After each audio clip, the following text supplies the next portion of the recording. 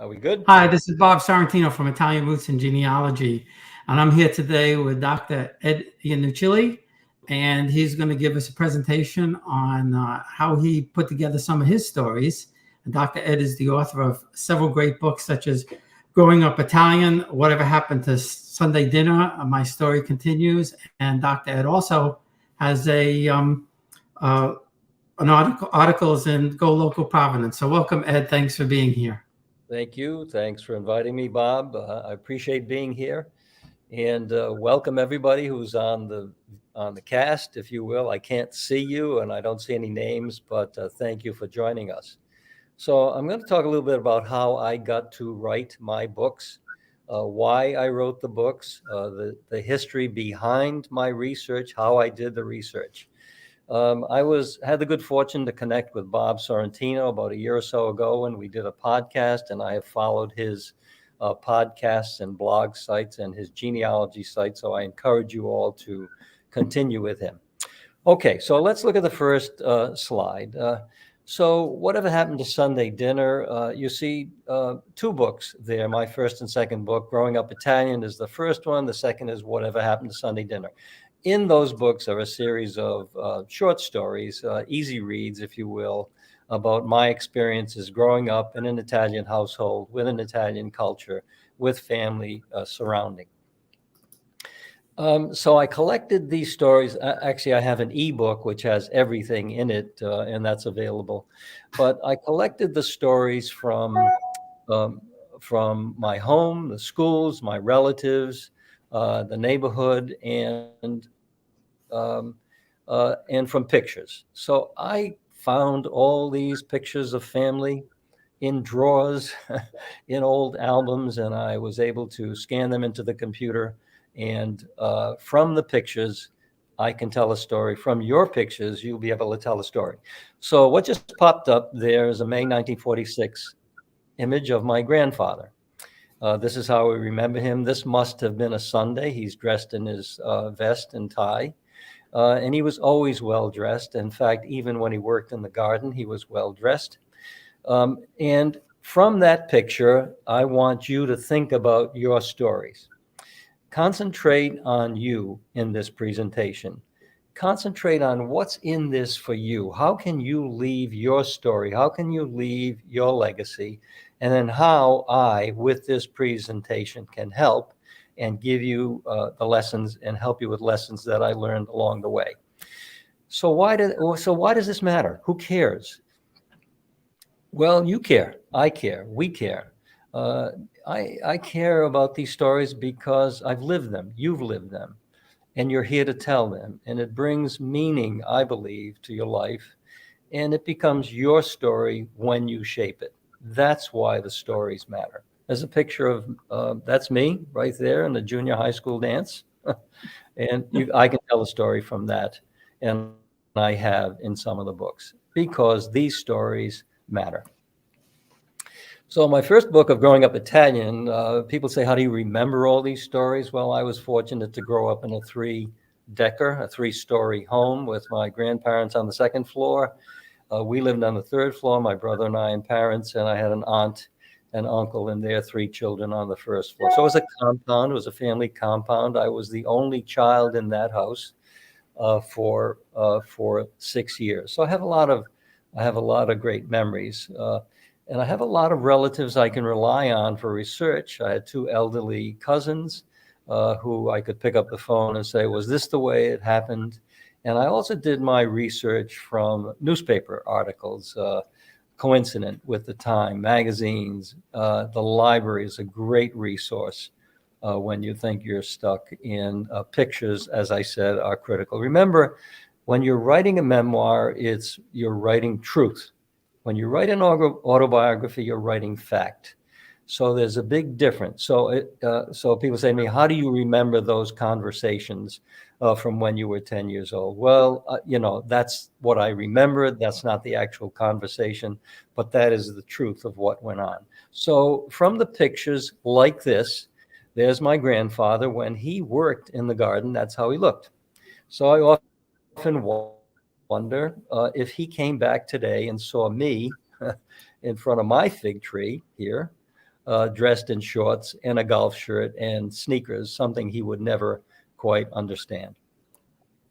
And I want you to look at this picture and tell me if you can tell this story. And I would say that you could. What are these kids doing? Look at the looks on their faces. Look at the dress.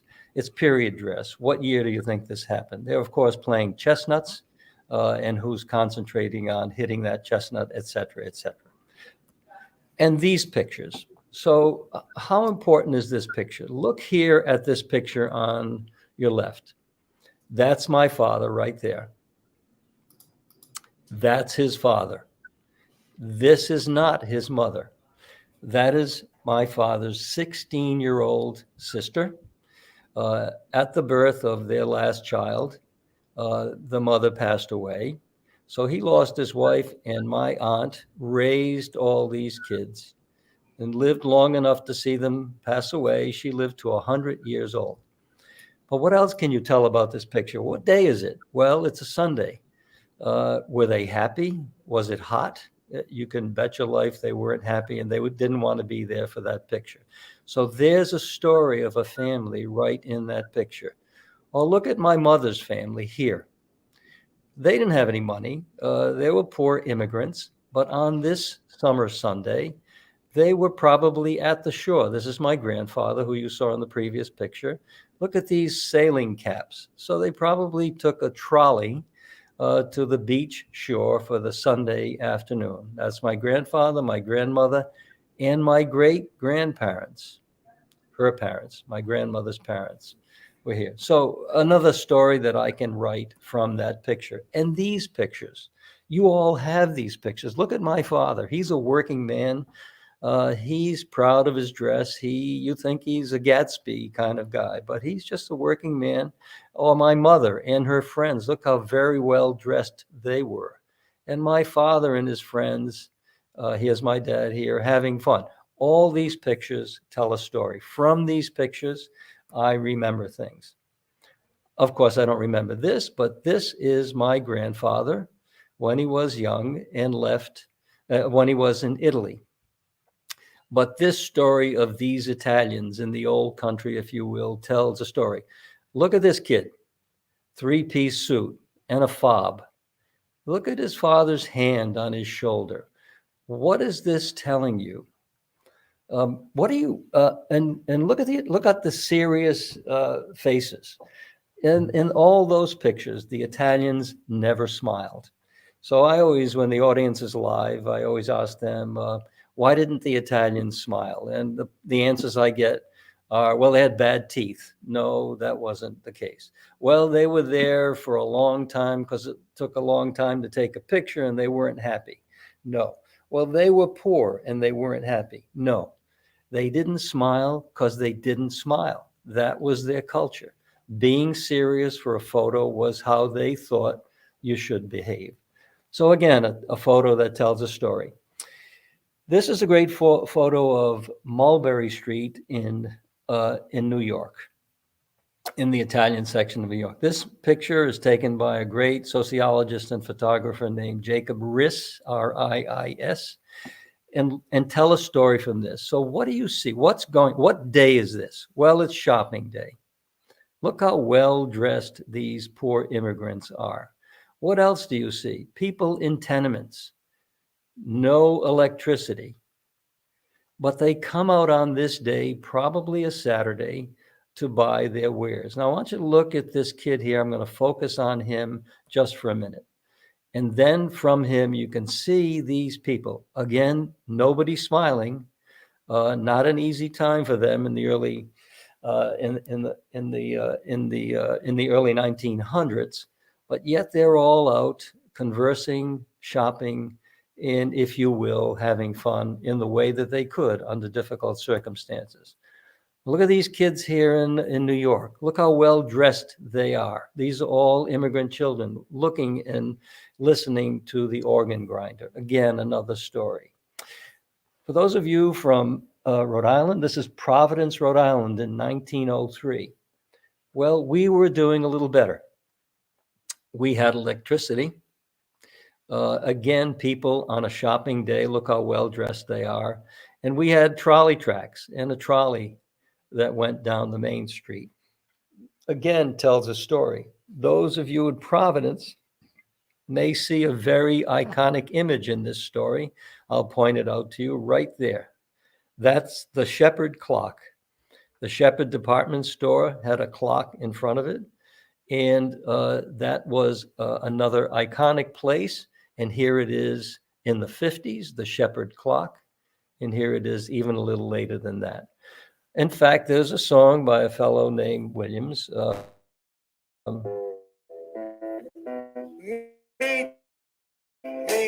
me under the shepherd's clock. About quarter to Look at these great photos make sure that he makes reference to. 8 to 20. Browse and stroll through the outlet instead. Okay, so we'll move on from that to a 1920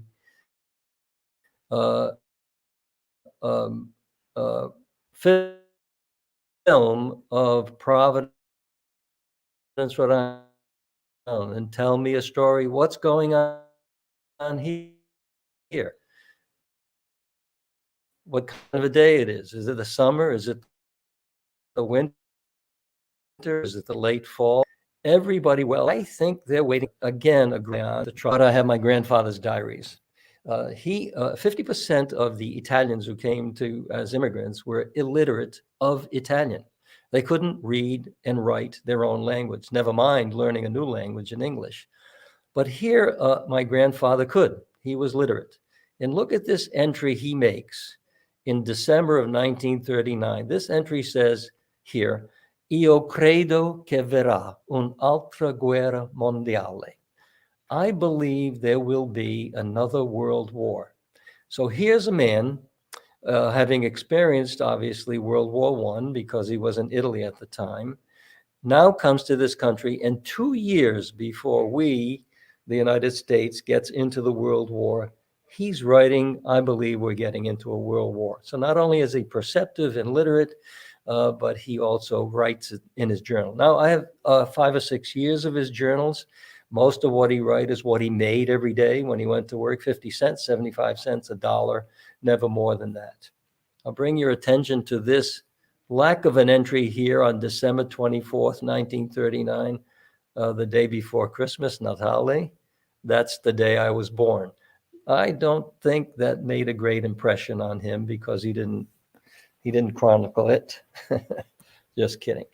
And Mark Twain said, the older I get, the more clearly I remember things that never happened. So you can make up stuff as long as it's the truth. Let's talk a little bit about the immigration. And Oscar Hanlon, in a book called The Uprooted, said, once I thought to write a history of the immigrants in America.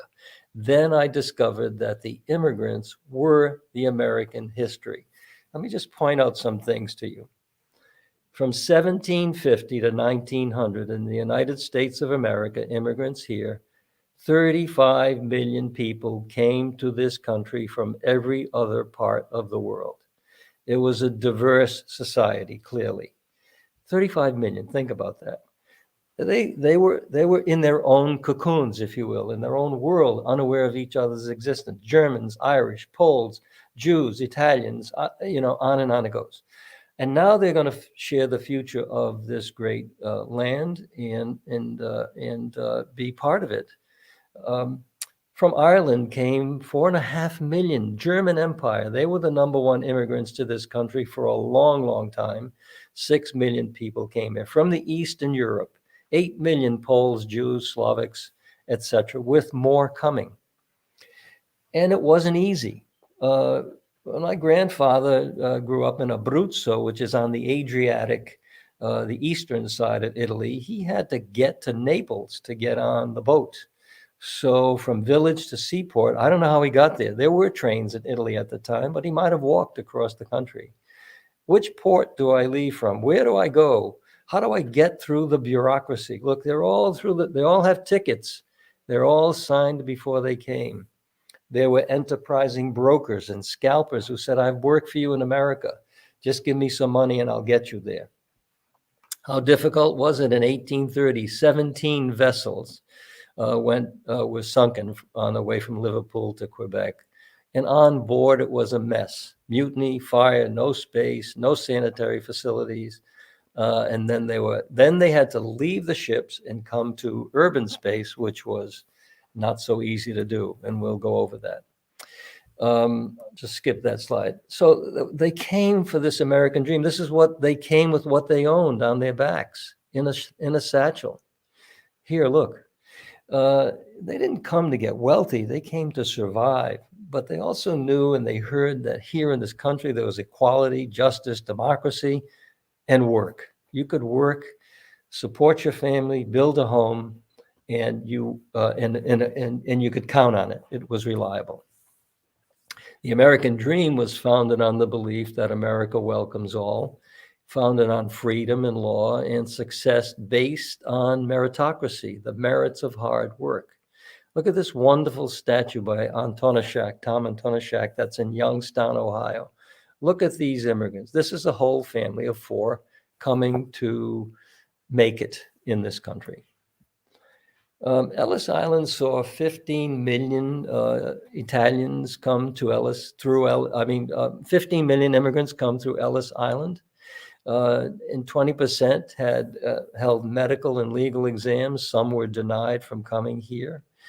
In fact, Ellis Island in World War II became an internment camp for some time for those Germans, Italians, and Japanese who were fighting against this country. We'll talk about that in just a sec.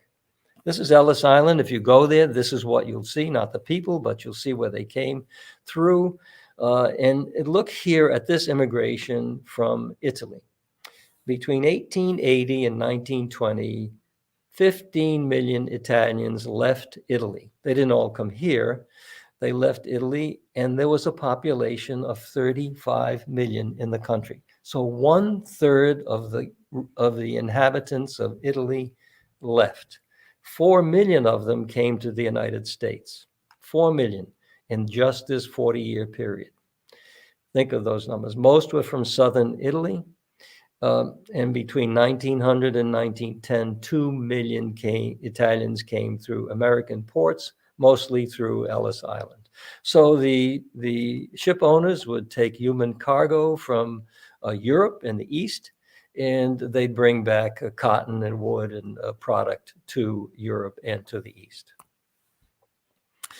So many people came that there's this old line of a mayor of a small town who was being visited by the Prime Minister of Italy, and the mayor said, "I welcome you in the name of 5,000 inhabitants of this town. 3,000 of them are in America, and 2,000 are about to leave." Look at these graphic pictures of these people. They're not smiling, but there's hope. So in the 1800s, it was not easy. It was 40 days to cross. Rarely were they on deck. When they came out, it was on a nice day. If they were on a larger ship, but they lived in the hold of the ship for those days with skin diseases and cholera and just an awful situation. I would encourage you to look at a movie called Golden Door, Nuovo Mondo.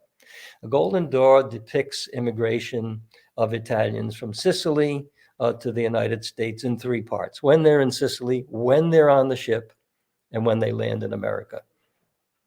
There's a scene on the ship where one Italian immigrant during a storm says to another, "Where are you from?" And the other guy says, "I'm from Italy." "Where are you from?" "I'm from Italy." He said, "But I don't understand your language," because they didn't have a universal language. Remember, Italy was not a country, if you will, until 1860, 61. So they had dialects. They all spoke a different language. I would encourage you to look at that movie because you'll see a lot of scenes from Ellis Island in the movie that are graphic and very interesting. So this is what they saw from the hold of the ship. If any of you have been to Ellis Island and looked on the ship, and you'll see the Statue of Liberty, it's very emotional. This is what the immigrants saw. And the great poem by Emma Lazarus has this The poem is called The New Colossus. Emma Lazarus was hired to write the poem, if you will. At the base of the Statue of Liberty is the great phrase that she wrote: "Give me your tired, your poor, your huddled masses yearning to breathe free, the wretched refuse of your teeming shore. Send these, the homeless, tempest-tossed, to me. I lift my lamp beside the golden door." The golden door, of course, is the lamp. And that's a metaphor representing the lamp held by the Statue of Liberty. And that has a great history in and of itself. This is what they came to. If you ever have a chance to get to the Lower East Side of New York, to the Tenement Museum, they've recreated 4 tenements at the turn of the 18th, 19th century.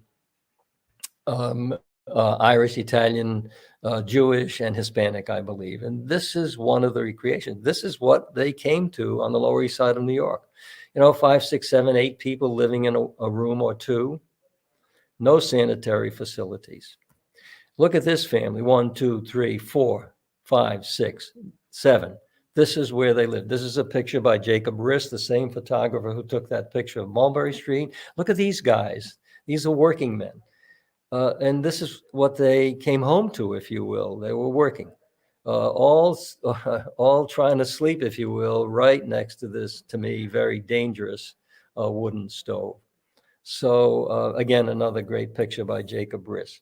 Why did they come to these cities? Why did they come to New York, and et cetera, et cetera? Well, they could get work. It was safe. And they went to areas where the same groups of people from the same towns lived, because they spoke the same dialect, and not just Italians. I'm talking about Russians, etc. Same customs, the history. You could get the same produce at the corner store. It was a village atmosphere. And another great book I would encourage you to read is by Gaetano Talisi, Gay Talisi, Unto Thy Sons. That should be Unto Thy Sons. And he writes of his father, an immigrant tailor who came to New Jersey. This guy was not a nice man. You recognize him from the great movie Godfather. He's the padrone. He is the guy who spoke English and the language of the other country. And he's the guy who got people. He worked for the employers here and he worked for the workers there, but he hardly worked for the workers, because he basically stole their money and got them jobs at menial wages. But he was their safekeeper. And all of a sudden they got wise to him. And here's the scene in The Godfather. What did De Niro do when the padrone was walking up the stairs? Well, he killed him. He shot him. So this is my grandfather right here, and my grandmother. They came in 1903. It's a very emotional thing to see the ships manifest. They came on the SS Marco Minghetti. Minghetti was an Italian statesman. That is the ship. This is his passport. So my grandparents came with 2 children. That's a friend in the picture. My mother's grandparents came from the Adriatic side of Italy in a small town called Pollutri. My father's parents, they met and married here. Well, they met there and married here. They came from a little town just north of Naples called Raccamonfina. This is Pollutri. This is what they left. This is the poverty they left in 1900. Here it is, another picture. This is my aunt. She's their oldest daughter. She went back in 1950. It was still not easy for the Italians after the war. They were still living in poverty, though there were some advances. You see a car here, and you see a sign for a liqueur. This is Raccamonfina, where my father's parents came from. It is the chestnut capital. They harvest millions of chestnuts every year and send them all over the world. This picture is in the 1900s. That is, the square is exactly the same today. I'm standing in it here, but these are bags of chestnuts ready for export from the town. It's a delightful town right now, but I have cousins here who never have gone back because they don't remember good times. They said we worked like slaves. And this town was occupied by the Germans in World War II, so the inhabitants of the town lived in the hills for a year or two or three. I don't know how long, but they lived in abject poverty in the hills for fear of being killed by the Germans. So why did they leave? Well, they were dying. There was a wheat tax, disease crops, bread riots, vineyard losses, volcanoes, malaria, government ignoring the South, sending no money, so they were trapped in their villages. I want to talk to you a little bit about pellagra. So polenta, which was the staple of their diet, was only there to fill them. It was cornmeal. Cornmeal binds vitamin B3, and therefore you can't absorb the vitamin. So without that vitamin niacin, you cannot make essential amino acids and proteins, and you die with the diagnosis of pellagra. And in that diagnosis, the poor patients had diarrhea, dermatitis, dementia, and there actually were hospitals in Italy called pellagrosoriums. And the lack of vitamin B3 was the cause of asylum death. So now, today, when you go to a restaurant, what do you pay for a dish of polenta, especially one with a meatball? You pay probably what an entire family made for their lifetime in Italy. So the immigration stopped. In their wisdom, our forefathers, our senators, our leadership said, oh, no more immigrants here. We don't want to see you coming here. You're taking over the country. This is going to sound familiar. So standing behind them, what has happened to them as they push the immigrants out. They need the immigrants for labor. You know, the Italians were told, come to Italy, the streets are paved with gold. I mean, come to America, the streets are paved with gold. When they came to America, what did they notice? The streets were not paved with gold. In fact, the streets weren't paved, and in fact, they were expected to pave them. So that's an old Italian line, but that's not too far from the truth. These cartoons saying, look, too many immigrants, look at them here. They're coming, oh, they're riffraff there, so we got to stop them. Uncle Sam says no more immigrants. They need a literacy test. Well, it was hard to get in this country if you couldn't read or write your own language, certainly not the American language. So that American Quota Act of 1924 says no more Italians, no more from Eastern Europe, no more Chinese. We've had enough. And they put quotas on all of those people. But the immigration also stopped because of the Depression, because of fascism arising, particularly in Italy. And Mussolini wanted those young people to fight for him. And a lot of them went north. And they were sent to Germany to help as a workforce. So they moved from the south to the north with that Immigration Act. Let me talk about Rhode Island immigration for just a second. We'll stay to the time limit. The Faber line, excuse me. The Faber line was a shipping line that started in Marseille. It stopped in Naples and it stopped in the Azores. When it stopped in Naples, it picked up Italians. When it stopped in the Azores, it picked up Azorians and dropped them right here in Providence, Rhode Island. So 55,000 Italians came from Naples, Italy to Providence, Rhode Island. The Azorians moved to Fox Point area of Providence. The Italians walked up the hill to Federal Hill. A lot of those Italian men, especially, made money and went back. And that's the word that you hear, the birds of passage. They made money, went back, stayed in Italy, or came back and forth a number of times. And a number of them did that here in Rhode Island. The Rhode Island immigration is really interesting because they went to pockets of areas where they were comfortable. The French Canadians went to the Blackstone area in Patuxent Valley. The Germans, who were the largest immigrant population in the United States at the time, mostly moved to the west. the farmers, the big farms, were all the German farmers. There were very few in Rhode Island. The Irish were the largest until the Italians came in the 20th century. The Jews lived in South Providence and on Smith Hill. They left the Eastern Europe because of the pogroms. I don't know if any of you have lately seen that great movie Fiddler on the Roof.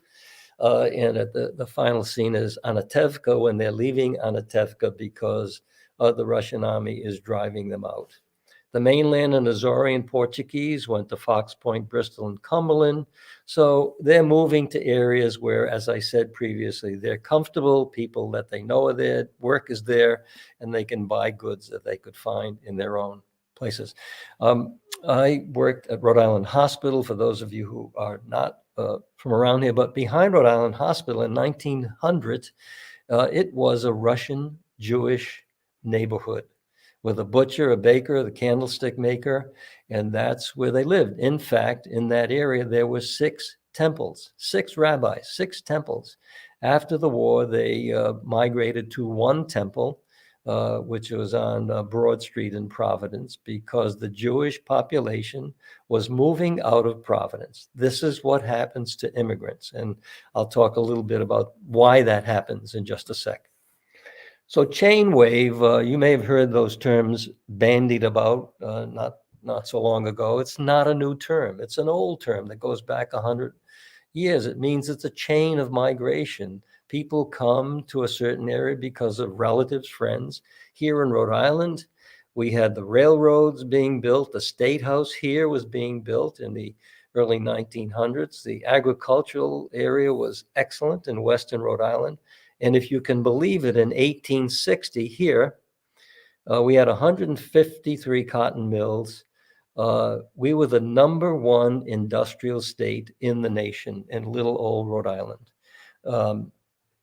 We had the Imperial Knife Company and Gorham Manufacturing. These great growing companies and this great development of the area needed people. They needed cheap labor, and they got immigrants. People say to me, well, you mentioned all these groups, but you forgot the Brits. You overlooked them. Well, I don't. The Brits were rapidly assimilated because they spoke the language. They were skilled. They had an enormous impact in the late 19th century, especially on Providence, Rhode Island. Not a more generous philanthropic group of individuals than the Brits in those years. So in 1895, the Providence census said 11,000 from England had both parents born in England. And I'll tell you about another migration that people tend to not know, not understand, overlook, and it's well outlined in Professor Wilkerson's book called The Warmth of Other Suns, and that's the migration, the exodus of the African American from the south to the north of this country. In the 1950-1970 exodus, 6 million people moved from southern United States to northern United States. It changed the face of the country. These journeys were exhausting. They were treacherous. It wasn't easy. You understand the kind of prejudice that happened, and it changed the cities, the great cities of New York, Chicago, Baltimore, Boston, etc., because they too were improving their fate, and they were internal migrants, if you will. The home was essential, and that's the reason to come here. Why was it essential? Well, this was the American dream. This was the dream for my grandfather. Here he is now working. Now he's working hard as a cement worker. He wanted a home because it meant independence. It meant nobody's going to move me out of this home right here. This is what I always wanted. It's tangible. I can leave it to my kids as a legacy, and I can have a garden next door. And his garden was where this house stands right now. I lived on the 3rd floor there, my grandparents on the 2nd floor, my aunt and her family on the 1st floor. This is me, my brother, and my best friend. And at the end of the driveway where that arrow is of course, the grape arbor. So I write about all these things. I write about this house and eating tomatoes in the summertime and having grape fights and watching my grandfather make his wine. And Federal Hill was an enclave of Irish first. The Irish flooded Federal Hill and they moved out, and in came the Italians with their push carts and the chicken lady and the chicken store. This is a 100-year-old photo. This chicken store is still here. Again, you can tell a story from this. What day is this? Here's a guy dressed up. These people probably are shopping. This might be a Saturday. This lady's doing her wash. Again, great scenes of the 1950s on Federal Hill. These are pictures taken by Carmel Di Tullo, who's now probably 100 years old, a great photographer, world class. So there's a secret. And we'll go through this pretty quickly. What is the secret about the Italians? It's written about in a book called Una Storia Segreta by Lawrence Di Stassi. Una Storia Segreta, when the Japanese attacked Pearl Harbor and Mussolini declared war against the United States, you all know the Japanese were terribly treated and put in concentration camps in this country. Well, so were the Italians. 600,000 of the 5 million Italians in the United States during World War II, though they had been here, and though they had 500,000 of them, their sons, pretty much, in the military service, they were forced to register. They were forced to carry a pink book, forfeit anything they had, including their radios. 10,000 of them were forced to leave their homes and put in a camp in Montana. That's the secret story of the Italians. Why is it a secret story? And Roosevelt said, the hand that held the dagger has stuck it into the back of his neighbor. He is saying, the Italians held the dagger and stuck it in my back when Mussolini declared war, assuming that all the Italians in the United States were in favor of Mussolini and war, when in fact that was not the case. In fact, 500,000 of them were in the service. And there was a presidential proclamation. This is the proclamation which Roosevelt issued against the Japanese, the Germans, and the Italians as alien enemies. And this is the camp where they had curfews. They were confiscated. And on the West Coast, no Italian was allowed to fish.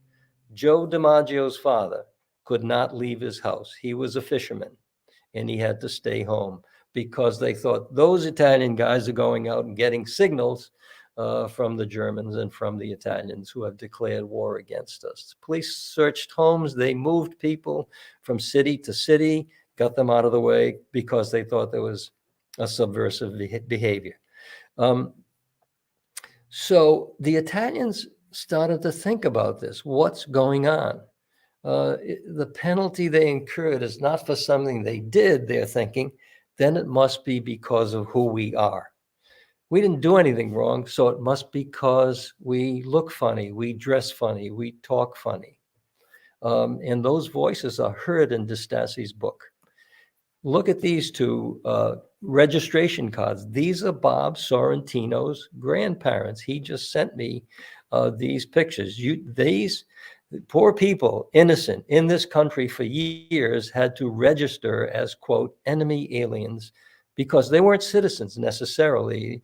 I don't know if Bob's grandparents were, he can tell us later, but they were thought to be enemy aliens and they had to register. Look, fingerprints, took their fingerprints.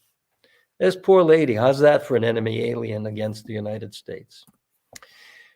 And then the story of Mussolini's rings, right here in Rhode Island, as in many other places, or the women turned over their gold and the men their gold, mostly in wedding rings. And Mussolini said, oh, you're so great, I'm going to send you steel rings. So in return, he sent them a steel ring because early on, the Italian immigrants here thought Mussolini was pretty good. And fascism, in fact, was flourishing in America in the early 1930s before it was declared. They had streets named Mussolini Street near St. Anne's Church. On Federal Hill, there's a place called Di Pasquale Square where you can buy wonderful Italian goods. And that's a picture I showed you of 100 years ago where the chicken store was. That street was first called Arthur Avenue. It was named after Chester Arthur, one of our presidents. It was changed to Balbo Avenue, but Italo Balbo was Mussolini's Air Force chief.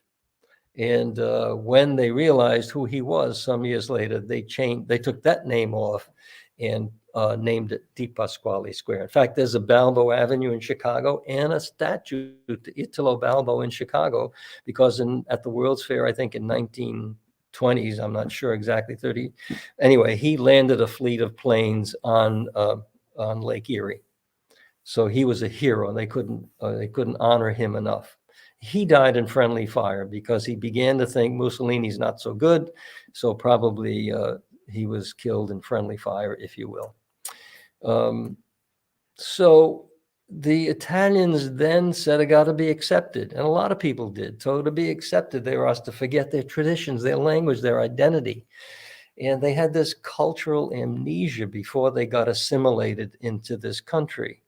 If the penalty incurred is not for something they have done, then it must be due to what they are. So what happened to Sunday dinner? Let's get to that, and then why. And I write about Sunday dinner. We all had these great Barstow stoves in our tenements that kept everything warm, and I read about how Grandma started her gravy. They call it gravy instead of sauce. And gravy makers are possessive. It was her gravy, as you know. And here she is on one day cooking a pig. I don't know how that got in there, but I love those Sunday dinners. But not until recent years did I realize how much life seemed better then. We enjoyed the luxury of doing nothing but eating and talking. Sunday dinners drew us to grandma's and family every week. There was no invitation. You were kind of expected to go there. And if there were 20 people expected and you invited 20 guests, there was enough food for 40 people. It's just the way it was. And those traditions exist in Abruzzo. When Diane and I went to visit my cousins here in Roccomonfina, they gave us a Sunday dinner. We ate for 4 hours. His chestnuts, his wine, his chickens, his veal.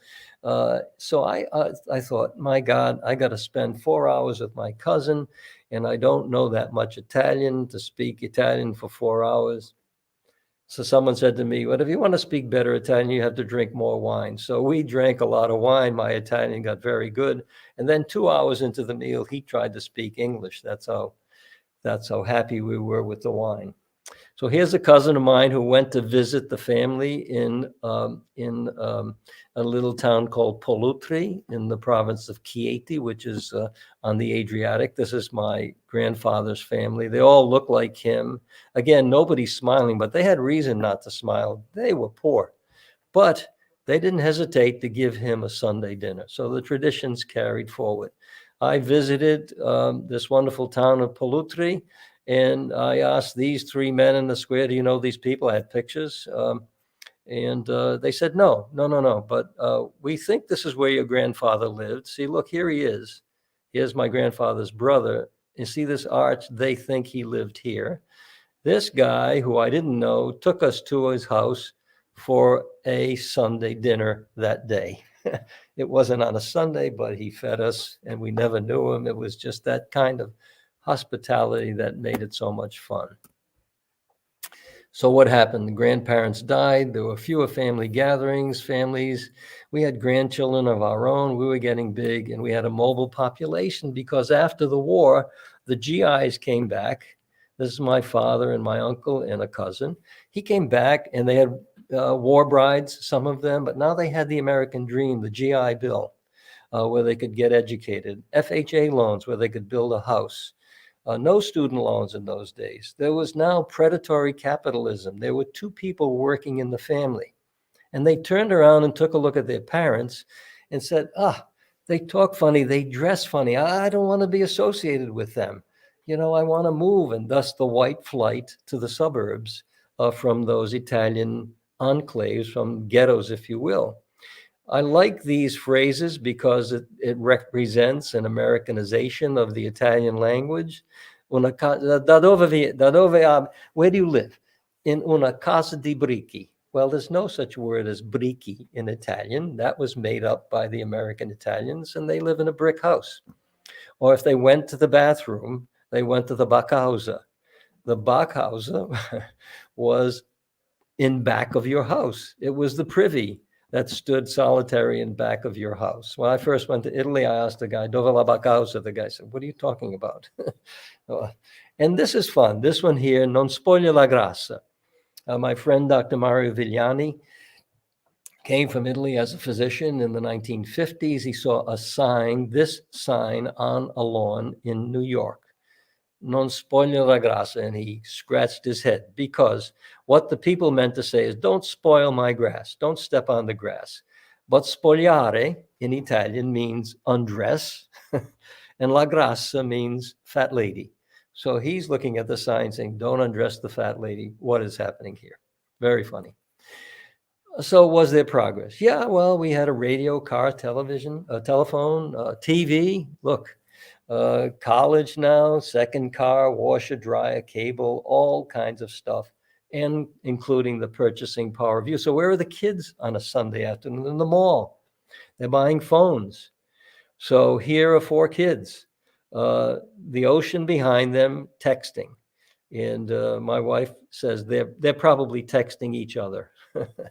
They're not really talking to each other. That's not really true, but that gives you some idea of the shift in mentality because of quote unquote progress, and thus the question mark on the word progress. So some of the stories and the people, again, coming from pictures. I write about Sundays. Here they took the feast to the shore on a Sunday. Of course, my grandfather and my grandmother and this guy never really got the beach, but they stayed formally dressed. But my mother and her friends did, huh? They moved on to progress, if you will. I have written about my first date of this Castle Theater, this great theater just closed this week, totally closed. Wonderful Art Deco theater. Look at these lion medallions, this great marquee. So I wrote a story of my first date. I jumped and heaved my arm over her shoulder there. Good. It was back on the sweater, and my fingers were across her collarbone. Again, now what? So if you want to know the answer to what happened, you're going to have to buy one of the books. And I write about the kids in junior high school and the games we played, and it's infinite, the number of stories, if you begin to think about it. Was the past good or not? Are we on the right track or the wrong one? Is life getting better or worse?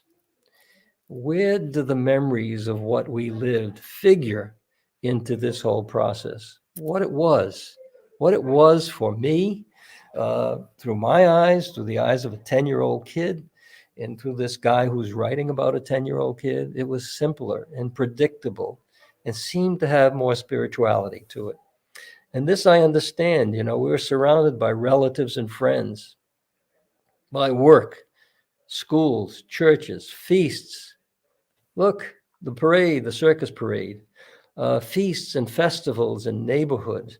And leave your car on the street with your keys in the ignition. You don't have to worry that anybody's going to steal the car. So it was safe. And I realized this also. There's a transformation that's unique. It's a unique time, at least for me. And if we're not careful, we're into the 5th, 6th, 7th generations in this country. We'll lose that culture. The Holocaust victims are almost all dead now. The Italians who were profiled in World War II, almost all of them now gone. The GIs from World War II, almost all of them gone. So we shouldn't forget those cultures, and we should record it before those people go. We're returning. The customs aren't completely gone. They have a different scope. It's a wider scope. It may not be in a neighborhood. It's less geographic. but with exhibitions and lectures. The Italo-American Museum just is opening soon on Mulberry Street in New York. I'm eager to get there. Books, classrooms, the Museum of Work and Culture here in northern Rhode Island tells the story of the French immigrants and the factories there. They're keeping the history and the traditions alive, and I think it's critical. So record it, folks, everybody. More interviews, more writing. Write your story, even if it's just for you. More documents. Take out those pictures and make sure they're not lost. Take out the memorabilia. What do you keep of what your grandparents and your parents left? Before my mother passed, I gave her a book with questions. Who was your first boyfriend, first girlfriend, favorite dress, favorite school? And she wrote, fill the book with ideas. What I should have done is taken a video, because that would have been indelibly inscribed with her on it. So my brother and I have done a family video just for the future. It's there because if not, we'll risk losing the stories. It's an emotional journey. For me, it has been and continues to be an emotional journey as I think about and write about these great people, because Galen said, he who believes that the past cannot be changed has not yet written his memoirs. Wait till you see what changes in your emotion as you write those stories. So tell me what your first memory was. Here I am with my grandfather at the beach. Why do you want to write it? Let me pull you forward to writing, as I said in the first slide. If you're proud of what you've done, you want people to know about it. But more so, you want people to know how you got here. In Benjamin Patton, who's the nephew of the great general, says, every family has a story. It's worth preserving for future generations. Experiencing history through the lens of another's life offers insight into your life. What sort of mark will I make? How will I be remembered? Okay, here's the family. Now they're smiling. This is the 50th anniversary of my great-grandparents. My grandfather and grandmother never got the smiling, but my mother's sister, my mother, some of these young men, they do. The kids are happy, well-dressed, working in their own homes. So record your story. Who was your first love, your first date? How did your mom and dad meet? What's your favorite childhood toy? The best way to dress? Your best friend was? Who cares? Well, you do. We do. Somebody does. This is my story, so telegraph it. See this junior high, this is an elementary school picture. That's me. A lot of these people are long gone, but many are around, and we have lunch 2 or 3 times a year. You know what happens when you have some lunch with people you haven't seen in 40, 50 years? They don't care who you are, what you did, how many kids you have. They care about that game you won. They care about home economics. They talk about the old teachers, and they talk about the same things over and over at every luncheon, and it's fun. So Allison said, I'm the only one who can tell the story of my life and say what it means. So I say to you, if you've been a little bit inspired by this presentation, you write and record it, and maybe buy books and have un café on me. Thank you. It's a lot of fun to present this. I hope you enjoyed it and it wasn't too long for you, and I hope I've inspired you a little bit. If you have any questions, we'll have to figure a way. Bob, are you still there? If you're still there, how I can answer some of those questions. Yeah, I'm gonna put we have at least 2. I'll put them on the screen in a second. But before I do, to answer your question about my grandparents, the enemy aliens, they never became citizens. By the end of the war, they had 4 sons in the war. And my oldest uncle, Giovanni, he stayed behind in Italy when they came. And he didn't come over until 1949 into Canada. And even though his 4 brothers served in the U.S. Armed Forces, he had to stay in Canada for 5 or 6 years before he was allowed to come in. Yep. So it didn't matter. So I'm going to put up one question here. Let's see. You may have to read it. So I can figure okay. it out. Yeah. Do you have any information on getting Italian citizenship? my family was all born in Italy. Oh boy, that's great. The answer is no. I do. I know you have to go to the consulate. I know you have to fill a lot of papers and do a lot of work to do it. I haven't tried. In the 1950s, there was another wave of Italians who came to this country because the borders were opened up, if you will, and the government said it's okay, Italians can come. A lot of Italians found out that they were born here and went back to the old country and realized that they had citizenship because they were born here. So that's first and foremost. If you have anyone in your family, father, mother, brother, sister, whatever, born here, you can get automatic Italian citizenship. If not, you have to go back through the genealogy, back through guys like Bob Sorrentino to figure out your genealogy, who's in Italy, and fill out, as I understand, I've not done it, reams of papers to get it. It's possible. And it's exciting. Some people who've done it tell me how exciting it is, but I can't tell you the steps other than to start with the Italian consulate. Yeah, and if you go to the Facebook group, or if you go to my website, ItalianGenealogy.blog, I have several people who can either do it, help you, have done it. In fact, I know someone who did it a few years ago, and she now lives in Salerno for the last 3 years. So my sister had a question about the beach photo. I'm assuming that was in Providence, but. Yeah, no, it's about 30 miles from Providence on the Narragansett shore. And it's really interesting, that area. That's now all one big public beach. But in those days, the two big beaches were owned by a couple of Italian guys, one named Lido and one named Olivo.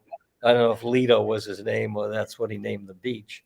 But we would take a walk from that beach to the battery site because the German submarines were spotted off that shore during World War II. So the Americans had a fort there and a battery site and a silo that was built of cement where they could observe. So what my family did is what everybody else did at the time, is they just packed up all the food and they had something to heat it up. And it was not easy for the kids because if we ate, you couldn't go in the water for 2 hours after you ate, you could die, Oh my God.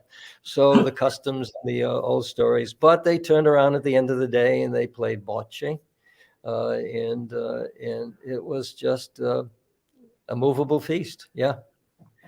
Well, yeah, we used to go to the beach with, my brother said earlier, lasagna and eggplant parmesan sandwiches and sausage and peppers. And of course.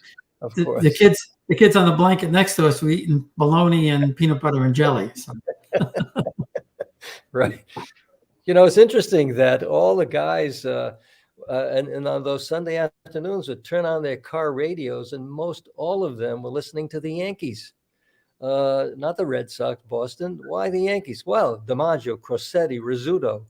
Except my father somehow was a Boston Red Sox fan. I don't know how, but all the other guys, because Italians played. Imagine DiMaggio with all his great records. His father was profiled during World War II. Yeah, interesting.